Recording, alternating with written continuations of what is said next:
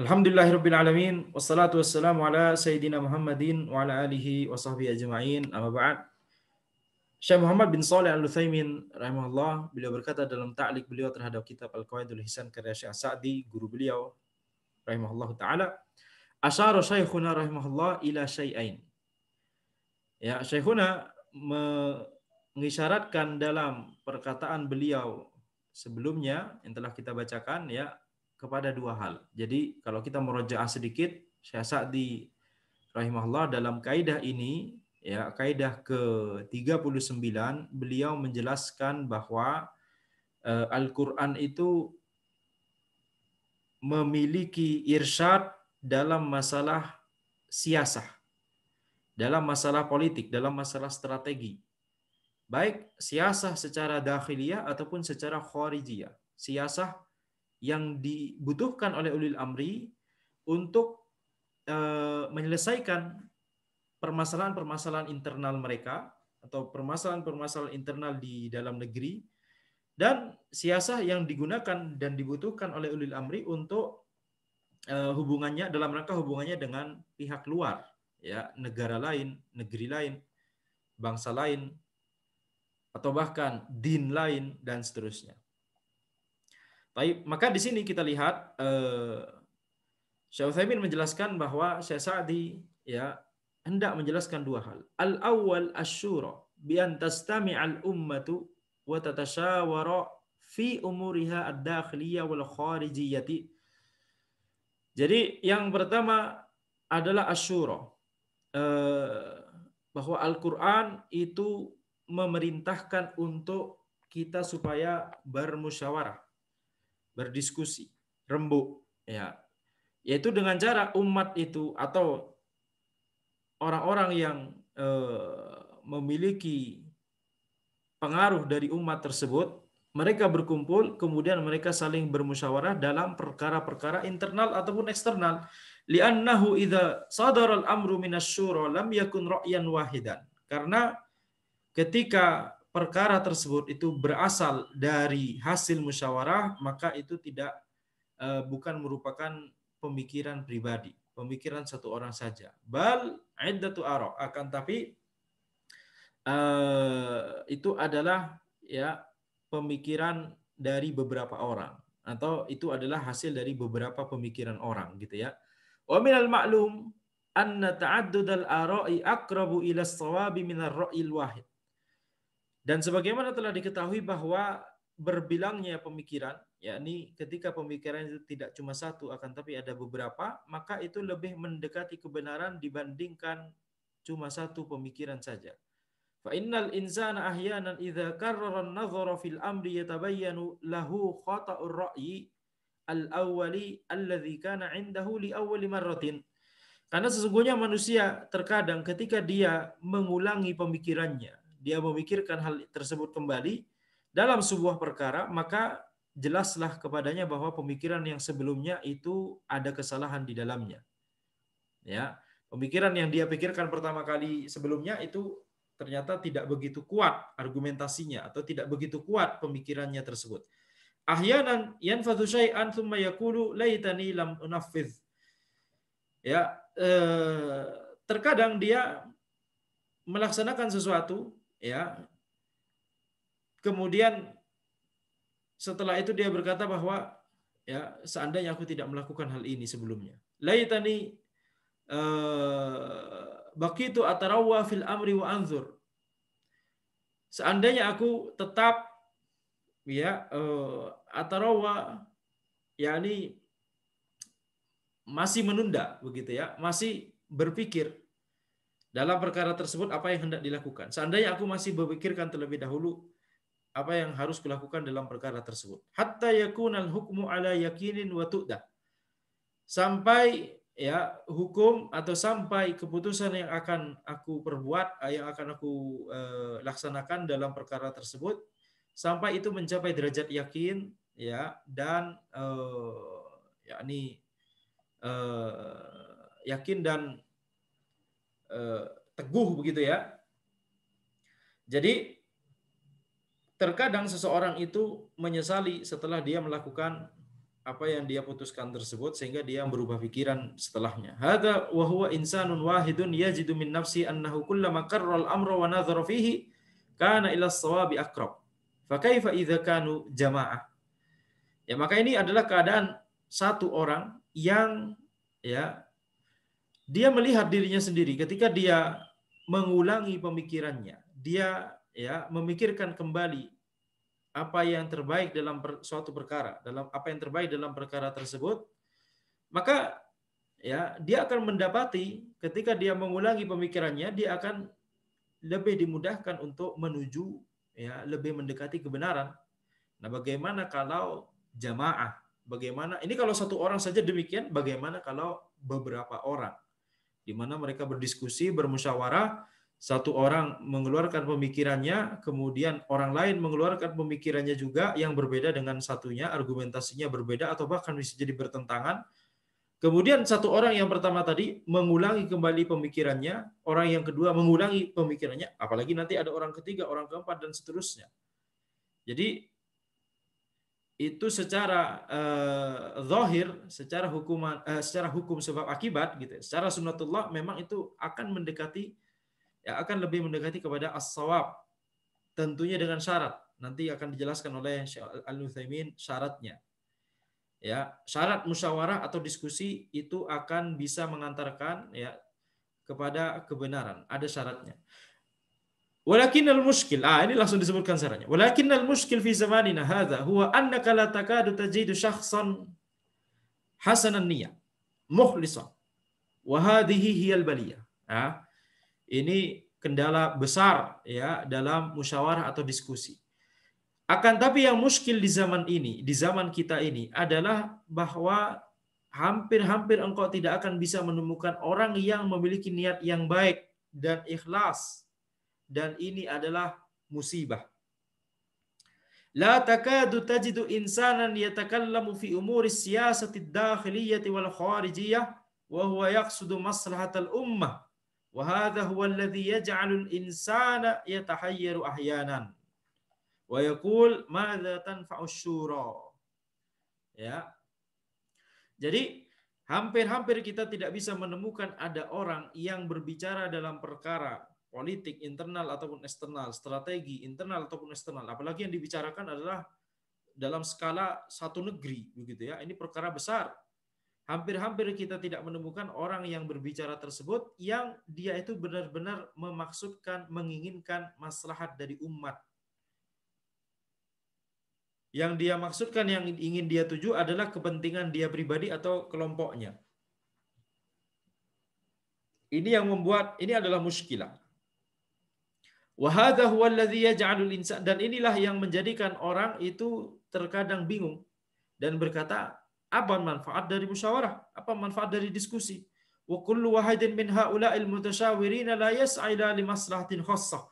Ya, apa manfaat dari diskusi atau musyawarah sementara setiap orang yang ada di situ yang ikut bermusyawarah tersebut mereka sama-sama tidak menginginkan maslahat kecuali maslahat hanya untuk dirinya pribadi atau untuk kelompoknya sendiri secara khusus. Walihada ta'ammal qaulahu tabaraka wa ta'ala. Oleh karena itu renungkanlah firman Allah Subhanahu wa taala, wa amruhum syura bainahum. Perkara mereka itu adalah perkara yang didiskusikan di antara mereka. Yani yanzuruna ila hadzal amri walladhi huwa amrul jami' wa laysa amran khassan. Yani perkara yang dipikirkan, yang didiskusikan, yang dimusyawarahkan itu adalah perkara untuk keseluruhan umat. Syura bainahum di sini. Wa amruhum di sini maksudnya. Wa amruhum ini perkara mereka. Jadi harusnya yang dipikirkan adalah kemaslahatan untuk mereka, bukan ini bukan perkara khusus. Sehingga maslahat yang dituju tidak boleh hanya maslahat secara khusus untuk dirinya pribadi atau untuk kelompoknya saja. Fahadha huwa alladhi yujibu an yaqula al-qailu kaifa yumkinu an nahsula 'ala syura. Maka inilah yang membuat ya sebagian orang itu berkata, bagaimana kita bisa bermusyawarah, yakni bisa bermusyawarah dengan baik dan efektif sesuai dengan tujuannya gitu ya. Wa aina man nathiqu bidinihi wa amanatihi wa nushi.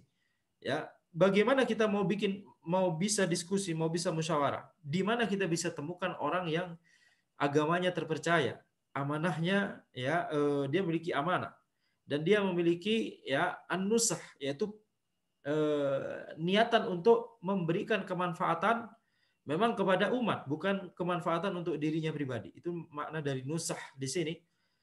Ya, jadi ini muskilah ketika tidak dibarengi dengan niat yang baik, niat yang ikhlas. Hadza qalilun, orang yang agamanya bisa dipercaya, dia amanah dan dia menginginkan maslahat umat itu sedikit sekali. Lau wajadna syakhsan jayyidan fir ra'yi wat tadbiri qad yakunu kha'inan min haitsul amanah.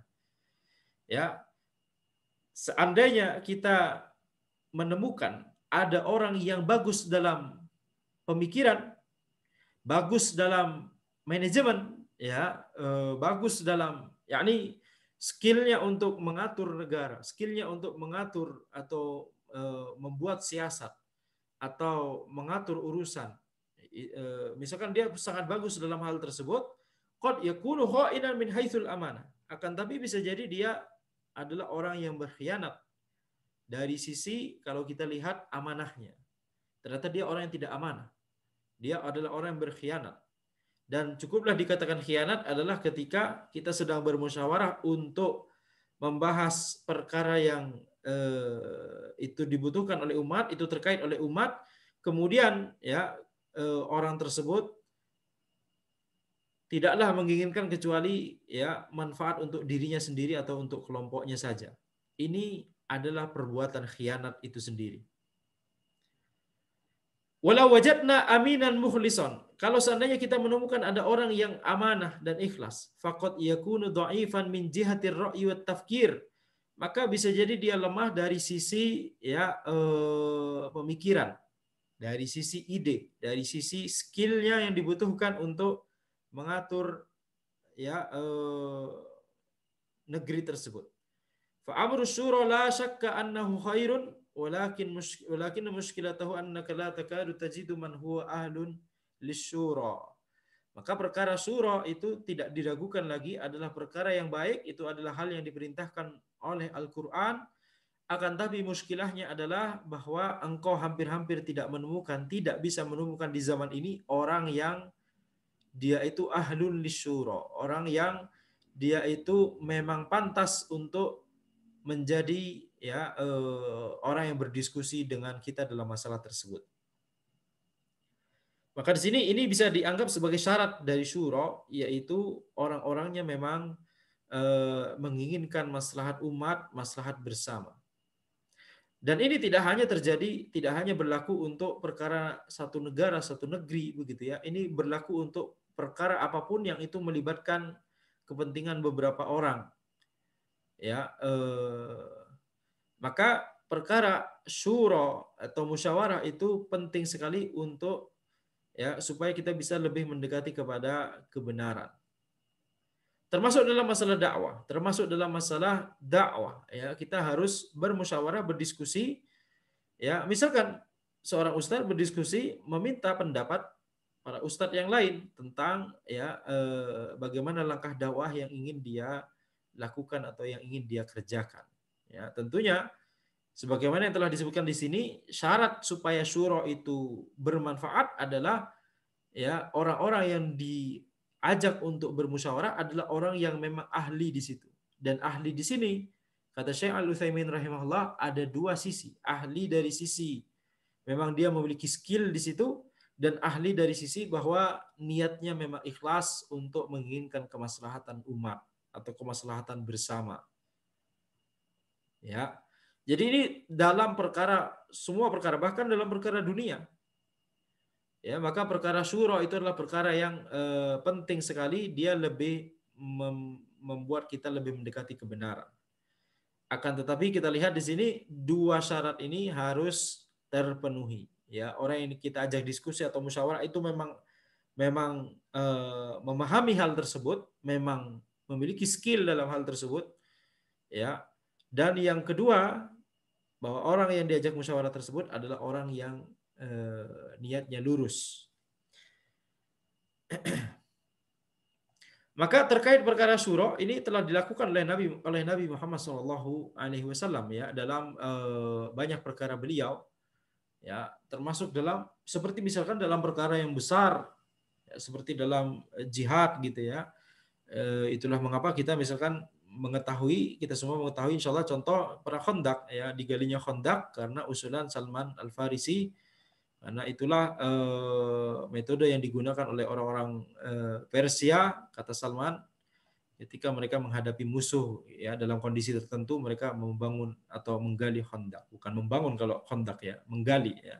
Menggali bisa jadi kita gunakan kata membangun ya sebenarnya. Jadi kita menggali Khandaq dalam rangka untuk benteng sebagai benteng pertahanan dari musuh. Maka ya wajib bagi seseorang apalagi bagi penguasa ya untuk bermusyawarah. Nah, musyawarah insya Allah sudah dilakukan. Cuma dua syarat tadi harus terpenuhi supaya musyawarahnya itu adalah musyawarah yang bermanfaat. Orang-orang yang ada dalam musyawarah tersebut adalah orang yang memang memiliki keahlian dan skill, dan orang-orang tersebut memiliki niatan yang baik untuk menginginkan kemaslahatan umat. Kalau kita melihat misalkan ada orang yang harusnya bermusyawarah tapi tidur di gedung wakil rakyat misalkan, itu kira-kira mereka tidak memiliki syarat yang mana? Skill yang diperlukan, yang mumpuni, skill yang mumpuni di bidangnya, atau tidak memiliki niatan yang lurus untuk mencari kemaslahatan umat. Kita katakan ya mereka bisa jadi ya tidak terpenuhi kedua-dua syarat tersebut. Ya. Tapi yang paling jelas syarat yang kedua tidak terpenuhi. Mereka tidak punya niatan. Kalau punya niatan maka mereka akan bersemangat untuk mengikuti musyawarah tersebut, akan memberikan pemikirannya, atau akan kalau tidak punya pemikiran pribadi maka mereka akan berusaha memikirkan pemikiran orang lain dan berusaha menimbang, menilai dan atau mengomentari jika perlu. Intinya mereka akan berusaha, akan terjaga ya, akan menunjukkan kesungguhan untuk mencari yang terbaik dalam musyawarah tersebut. Ini yang paling zahir. Ketika ya orang tersebut ketiduran atau tidur atau malas-malesan begitu kan, padahal rapat atau musyawarah sedang berlangsung, maka itu berarti syarat niat itu tidak ada pada dia. Bisa jadi syarat skill, syarat keahlian juga tidak ada pada dia. Yaitu apa? Yaitu ketika dia memang sudah merasa bahwa ini bukan skill dia tidak paham sama sekali, akhirnya ngantuk. Ya, makanya kita katakan tadi, orang-orang yang seperti ini dia tidak memiliki syarat niat yang baik, dan bisa jadi dia tidak memiliki syarat keahlian yang bagus. Bisa jadi syarat pertama, syarat keahlian dia miliki, cuma syarat kedua pasti dia tidak miliki. Ketika dia malas-malasan maka syarat niat itu berarti dia tidak miliki. Dan ini bukan ahlun lisyura, ini bukan ya, dan ini adalah orang yang berkhianat. Telah disebutkan tadi, ini adalah orang yang berkhianat. Ketika seseorang masuk dalam musyawarah, kemudian dia tidak menginginkan kemaslahatan umat atau kemaslahatan bersama dalam musyawarah tersebut, maka cukuplah itu dikatakan sebagai perbuatan khianat. Al-amru tsani mimma asyara ilaihi Syekh rahimahullah annahu yanbaghi lin-nasi an ya'tazzu bi anfusihim la biquwwatihim. La biquwwatihim. Ya, perkara kedua yaitu perkara yang diisyaratkan oleh Syekh As-Sa'di rahimahullah dalam kitab beliau ini, kaidah ke-39 ini, yaitu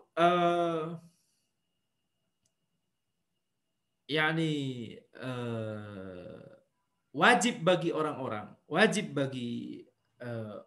di sebuah negeri untuk ya'tazzu bi anfusihim. Yani mereka harus memiliki atau menyandarkan, bukan menyandarkan, yakni kita harus menyandarkan semuanya pada Allah Subhanahu wa taala, ya. Akan tetapi mereka tidak boleh bergantung pada cuma pemimpin mereka, itu maksudnya. Tidak boleh sangat bergantung kepada pemimpin atau figur tertentu atau tokoh sentral tertentu. Akan tetapi sebuah negeri itu harus masyarakatnya memang secara yakni secara kolektif masyarakatnya memang mampu untuk melaksanakan perkara-perkara negeri tersebut begitu ya. Jadi masyarakat di sebuah negeri tidak boleh bergantung atau fanatik atau ya melandaskan semuanya hanya pada satu tokoh sentral tertentu. Wa ya'taqida kullu wahidin minhum annahu nafsu dzalikal qa'id. Dan masing-masing dari orang-orang di negeri tersebut berpikir bahwa mereka itu adalah ya semuanya sangat bergantung kepada pemimpin tersebut. Jadi pemimpin tersebut adalah jati diri mereka. Li'annahum idza ja'alul qiyadah liwahidin haqiqatan wa zahiran wa tasarrufan fa innaha tuhawwinu nufusahum idza faqada dzalikal wahid. Karena kalau mereka menjadikan kepemimpinan sebuah negeri, seluruh perkara serahkan dan dipasrahkan pada satu orang saja, ya, maka itu akan membuat ya kacau perkara di negeri tersebut kalau orang nanti meninggal, orang tadi meninggal. Ini komentar ini adalah terkait orang-orang yang yakni bisa dibilang mengkultuskan walaupun tidak harus ya, yakni mengkultuskan seseorang tertentu, figur pemimpin tertentu sehingga negeri ini adalah ya pemimpin tersebut begitu ya. Ini tidak baik. Jadi tidak boleh bagi seseorang untuk kemudian perkara satu negeri seluruhnya itu kemudian mereka bergantung kepada satu pemimpin, tokoh sentral atau figur karismatik tadi begitu ya. Tidak peduli seberapa karismatik dia. Kenapa? Karena kalau figur tersebut nanti meninggal maka tidak ada yang bisa menggantikan perkara tersebut.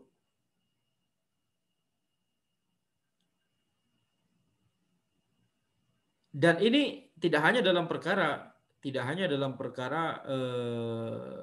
kepemimpinan, dalam perkara ilmu ya tidak boleh kemudian bagi seorang ulama atau seorang guru ya kemudian yakni meninggalkan yakni yang bisa berdakwah cuma dia sendiri, kemudian yang lain tidak dipersiapkan untuk berdakwah, tidak dipersiapkan, maksudnya tidak diajarkan untuk supaya mereka menjadi ahlun fit dakwah. Ini tidak boleh begitu ya. Intinya harus ada regenerasi. Harus ada itulah yang namanya berdakwah. Kita menyiapkan orang-orang untuk supaya bisa memahami ilmu syar'i dan juga bisa mengajarkan ilmu syar'i sebagian dari mereka. Tentunya tidak semua orang bisa jadi pengajar, tidak semua orang harus jadi pengajar, ya. Nah, maka dalam perkara urusan negara seperti ini, kepemimpinan, tidak boleh semuanya ditumpukan pada satu orang saja. Dan ini telah diisyaratkan di Al-Quran. Ajib ya. Di titik ini anak ingin menekankan, mengingatkan bahwa ilmu yang dibutuhkan untuk menata negara, mengelola negara, itu juga sudah dijelaskan di Al-Quran. Coba bayangkan, kalau perkara buang hajat saja dijelaskan dalam Islam, maka apalagi perkara dalam menata negara, mengelola negara. Perkara-perkara politik dalam negeri ataupun luar negeri. Itu kaidah-kaidahnya ada semua di dalam Al-Quran dan hadis, baik secara nas ataupun secara isyarat. Naam, butuh para ulama mujtahidin untuk menggalinya. Dan naam, para ulama mujtahidin telah menggalinya, telah berusaha menggalinya selama ini. Itulah mengapa kita bisa membaca bahasan ini sekarang. Maka wajib bagi seorang ulil amri atau para ulil amri untuk kembali kepada Al-Quran dan As-Sunnah dalam menata negara. Kenapa? Ini adalah tuntunan dari Rabbul Alamin. Ini adalah perintah dari Rabbul Alamin. Tidak ada tuntunan yang lebih baik daripada tuntunannya Rabbul Alamin.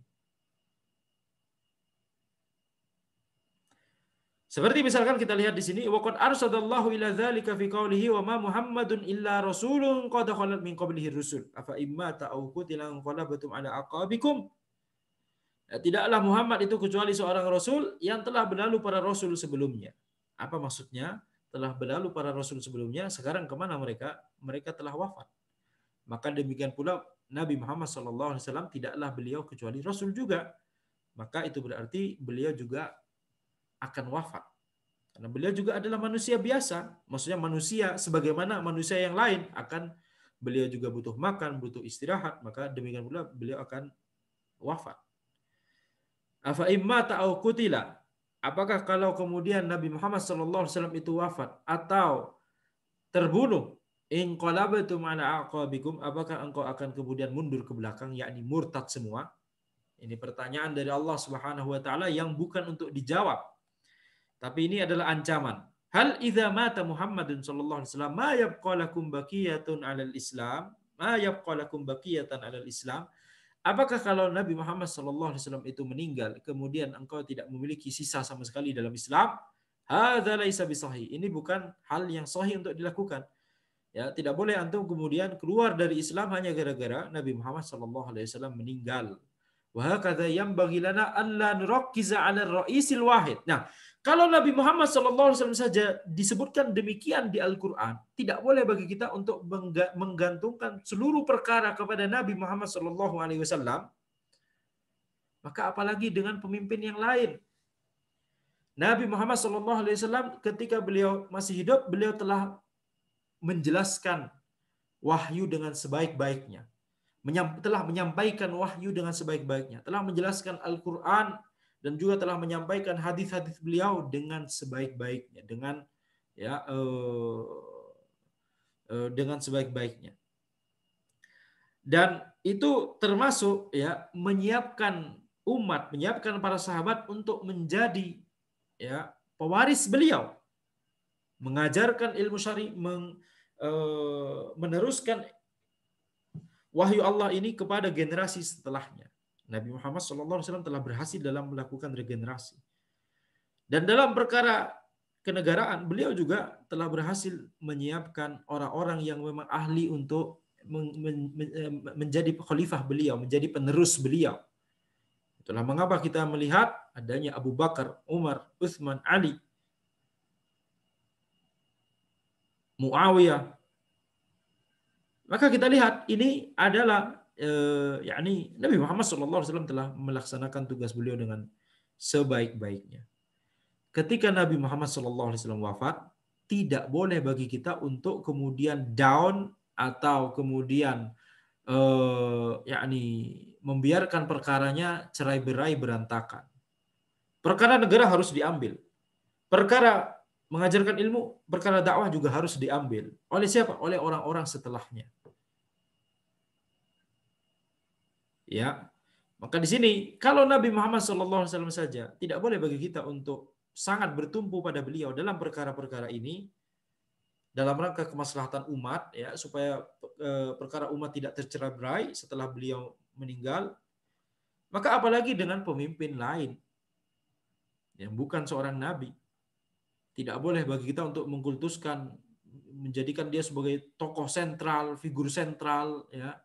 Tidak ada lagi tokoh selain dia setelahnya.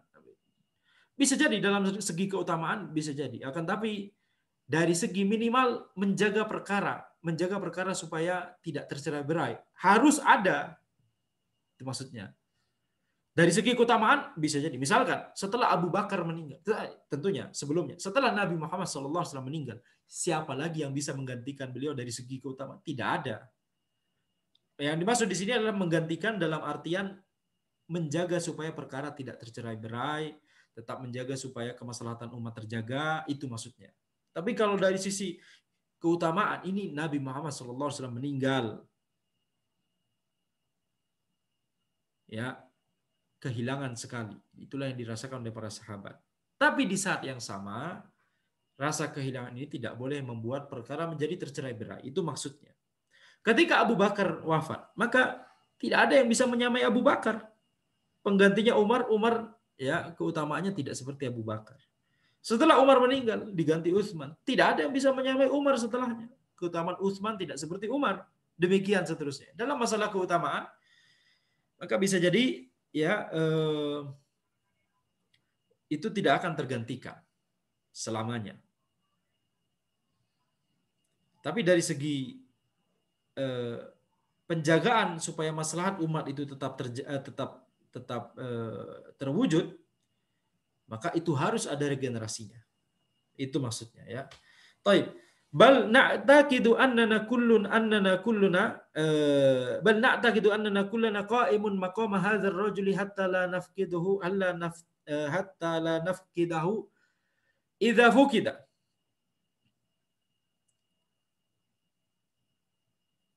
Wa an naj'al al-'amala sa'iran 'ala ma huwa 'alayh. Wa hadzani al-amrani muhimman. Ya, jadi tidak boleh bagi kita untuk fokus pada satu orang, figur satu orang saja, akan tapi kita harus meyakini bahwa semua dari kita itu memiliki tanggung jawab bersama. Memiliki tanggung jawab dalam porsi kita masing-masing. Sehingga kalau pemimpin figur tersebut tidak ada, meninggal, maka ya itu langsung bisa segera digantikan oleh orang-orang yang memang sudah siap setelahnya, begitu ya. Memang orang yang sudah siap di sekelilingnya. Wa naj'al al-amala sa'iran, dan kita harus memastikan ya perkaranya itu berjalan seperti biasa. Jadi tidak boleh kemudian ketika satu figur tokoh tertentu meninggal kemudian perkaranya menjadi cerai-berai, tidak boleh. Maka dua perkara ini adalah dua perkara yang penting sekali. Walihada yadhkuru, dua perkara apa yang dimaksud? Dua perkara maksudnya adalah bahwa kita punya tanggung jawab, kita harus punya yakni rasa kewajiban untuk mempersiapkan diri kita untuk ya mengurusi perkara umat ini, begitu ya. Jadi ada rakyat tidak kemudian ya udahlah kita serahkan semua pada pemimpin, tidak boleh begitu. Itu satu. Yang kedua adalah kita harus pastikan setelah pemimpin tersebut beneran sudah tidak ada, maka perkara umat itu harus berjalan seperti biasa. Tidak boleh kemudian maslahat umat jadi tercerai-berai. Nah, dua perkara ini adalah dua perkara yang penting. Ya, tanggung jawab dari setiap rakyat dan ya yakni dan memastikan perkaranya berjalan tetap seperti biasa ketika pemimpin karismatik tersebut sudah tidak ada. Dan ini adalah perintah kepada ulil amri, perintah kepada pemimpin tersebut. Perintah untuk apa? Perintah untuk menyadarkan rakyat supaya mereka ikut andil, supaya mereka ikut memiliki, begitu ya. Dan juga perintah kepada ulil amri, perintah kepada pemimpin karismatik tadi untuk melakukan regenerasi, maksudnya menyiapkan orang-orang setelahnya. Walihadza yuzkaru an Umar ibn al-Khattab radhiyallahu anhu annahu idza ra'a qa'idan qad rakabahu an-nas wa'jabu bihi fa innahu ya'zilu. Itulah mengapa disebutkan dari Umar bin Khattab radhiyallahu anhu bahwa ketika beliau melihat ada seorang pemimpin, ketika Umar radhiyallahu anhu sebagai khalifah, kemudian beliau menunjuk orang sebagai ya pemimpin di sebuah negeri, ya wakil Umar, wakil khalifah begitu ya, misalnya yang mengurusi negeri tertentu. Ada yang dipasrahi, antum ngurusin Irak, antum ngurusin Mesir dan seterusnya, begitu kan? Maka ketika pemimpin tersebut, orang-orang itu kemudian sangat bergantung kepada dia dan orang-orang sangat kagum kepada kemampuan dia dan seterusnya, maka Umar akan mengganti orang tersebut. Wa inna ma ya'ziluhu li sababain, dan Umar menggantinya karena dua hal. As-sababul awwal an la yattakilan nasu alaihi. Ya, supaya orang-orang itu tidak ya bergantung kepada pemimpin tersebut. Was-sababul tsani tardan li ijabihi bi nafsihi. Ya, sebab yang kedua adalah agar dalam rangka menghukum orang tersebut karena dia telah ujub dengan kemampuan dirinya sendiri. Atau dalam rangka untuk antisipasi supaya dia tidak terjatuh kepada ujub tersebut. Ya, tardan li ijabihi bi nafsihi wa irtifaihi wa ta'alihi wa takabburihi, ya. Jadi kalau memang sudah sampai ke derajat takabur, maka tentunya itu diganti oleh Umar. Tapi kalau dikhawatirkan takabur, itu juga diganti oleh Umar. Contohnya apa? Contohnya Khalid bin Walid. Khalid bin Walid, panglima perang, diganti oleh Umar. Coba bayangkan. Panglima perang yang saat itu kesuksesan demi kesuksesan, kemenangan demi kemenangan didapatkan oleh kaum muslimin melalui tangannya, melalui kepemimpinannya Khalid bin Walid dalam perang.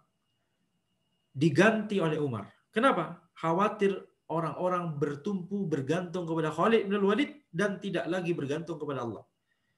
Dan khawatir orang-orang kemudian terlena, ya selama ada Khalid di sini Saifullah, kita pasti akan menang. Sehingga orang-orang tidak akan melakukan persiapan maksimal. Tidak ada regenerasi dan seterusnya. Itu yang dipikirkan Umar. Itu yang dipikirkan Umar. Jadi itulah mengapa diganti. Jadi alasan penggantian Khalid itu tidak hanya masalah tauhid, ya orang-orang bergantung kepada Khalid sehingga tidak lagi bergantung kepada Allah. Tidak hanya masalah tauhid ini saja. Umar mengkhawatirkan masalah tauhid ini, gitu ya. Tidak hanya masalah tauhid ini saja, tapi juga masalah ini. Kaidah yang baru saja kita bicarakan, yaitu apa? Yaitu Al-Quran memerintahkan supaya ketika Khalid bin Walid misalkan sudah tidak ada, perkara harus tetap berjalan seperti biasa. Itu berarti apa? Harus ada regenerasi, harus ada persiapan. Kalau Khalid masih ada, maka dikhawatirkan orang-orang terlena. Itu maksudnya, gitu ya. Jadi tentunya ini masing-masing memiliki istihad. Ini istihadnya Umar dan kita lihat yang menakjubkan adalah Umar mau melakukan itu ketika beliau mengetahui hasilnya. Beliau mengetahui bahwa ketika Khalid bin Walid di situ maka akan selalu menang, begitu ya. Khalid telah digelari oleh Nabi Muhammad SAW Saifullah, dan tidak mungkin Saifullah itu kalah. Betul tidak? Orang yang sudah digelari Saifullah, ya, oleh Allah melalui lisan Nabi-Nya SAW, maka orang seperti ini kalau dalam medan perangan tidak mungkin kalah karena ini menyandang gelar Saifullah yang diberikan langsung oleh Nabi Muhammad SAW, ya, atas izin Allah tentunya. Maka di sini Umar radhiyallahu anhu mengetahui hal tersebut dan beliau tetap mengganti. Coba bayangkan. Ini yang sisi menakjubkan dari Umar sebagai pemimpin. Beliau menjaga masalah tauhid, beliau menjaga masalah regenerasi umat ini. Dan beliau sangat bertawakal kepada Allah Subhanahu wa taala. Yani tidak ada pemikiran nanti kalau kita ganti panglima yang bukan Khalid lagi, nanti gimana kalau kalah? Ini berarti bergantung, bersandar pada Khalid. Kita harus bersandar kepada Allah Subhanahu wa taala. Ini menakjubkan dari sisi Umar. Yang menakjubkan dari sisi Khalid adalah beliau ridho dengan keputusan Umar dan beliau tetap berjuang sebagaimana beliau berjuang sebelumnya ketika beliau jadi panglima. Jadi dari kejadian ini kita belajar banyak sekali dari sisi Umar dan dari sisi Khalid. Kita lihat ini bisa jadi cerminan dari keikhlasannya Khalid. Ketika jadi panglima semangat, ketika jadi bawahan semangat juga. Tidak kemudian ketika jadi panglima semangat, ketika jadi bawahan nggak semangat karena Anda bukan panglimanya. Baik. Jadi maka ini adalah perkara yang sangat penting sekali. Fahadhihi aidan muhimmatun jiddan wa lihadza nasma'u an ba'dil khutaba min ru'asa'il Arab alladhi malakul quluba fi waqtihim yaqulu ana lastu fulanan wa yusammi nafsahu walakinnakum kullakum ya fulanan fanzur kaifa yakunu ta'thiru wat tawjih kullukum fulan yani annahu idza kanat as-siyasa qad a'jabatkum wa ana mahallun ijabikum fala yajibu an taj'aluni wa ka'anni atasarrafu li syakhsi ana walakin ij'alu anfusakum kullukum antum dzalikar rajul wal ayatul karimatu alladhi dzakaraha asy-syekh tushiru ila hadza. Oleh karena itu kita mendengar dari sebagian khutbah dari kalangan pembesar Arab yang memiliki hati-hati manusia di waktunya. Yani ini adalah orang yang sangat berpengaruh. Orang yang sangat berpengaruh. Pembesarnya orang Arab. Beliau berkata, Ana lastu fulanan. Aku bukan fulan. Yani aku bukan orang besar. Wa yusammi nafsahu. Aku hanya Ahmad. Misalkan begitu ya. Walakinnakum kullakum fulanan. Akan tapi walakinnakum kullakum fulanun harusnya. Akan tapi antum semuanya adalah fulan. Ini bisa jadi kullukum, bisa dibaca dengan beberapa i'rab. Akan tapi antum semua adalah fulan. Ya. Fanzur kaifa yakunu at-ta'thir wa tawjih. Maka lihat bagaimana ini pengaruh dari kalimat ini yang diucapkan oleh beliau tersebut kepada orang-orang yang mendengarnya. Bagaimana nasihat, ini ada nasihat di dalamnya yang disampaikan oleh orang ini kepada orang-orang di sekitarnya, oleh kepada orang-orang di zaman tersebut. Kullukum fulan, setiap dari kalian itu adalah fulan. Yani orang yang memiliki peran yang penting yang dibutuhkan oleh kita semua. Kullukum fulan. Yang fulan itu tidak hanya anak, itu maksudnya ya. Yani annahu idza kanat siyasat. Ketika siasat atau ketika siasat yang ana tetapkan atau yang ana canangkan itu membuat antum kagum semua dan bahwa ana adalah mahallu i'jabikum, adalah tempat kekaguman antum, yakni maksudnya antum kagum sekali pada ana, maka fala yajibu an taj'aluni, tidak wajib ya antum itu menjadikan ana seolah-olah ya atasarrufu li syakhsi ana, antum semua itu bertindak adalah untuk ana, ya ini tersentralisir untuk ana semua karena karismatik gitu ya, ya karena semuanya karismatik maka semuanya menuju ke satu orang tersebut, jadi semua visi misi dan seterusnya itu diarahkan pada orang tersebut gitu ya.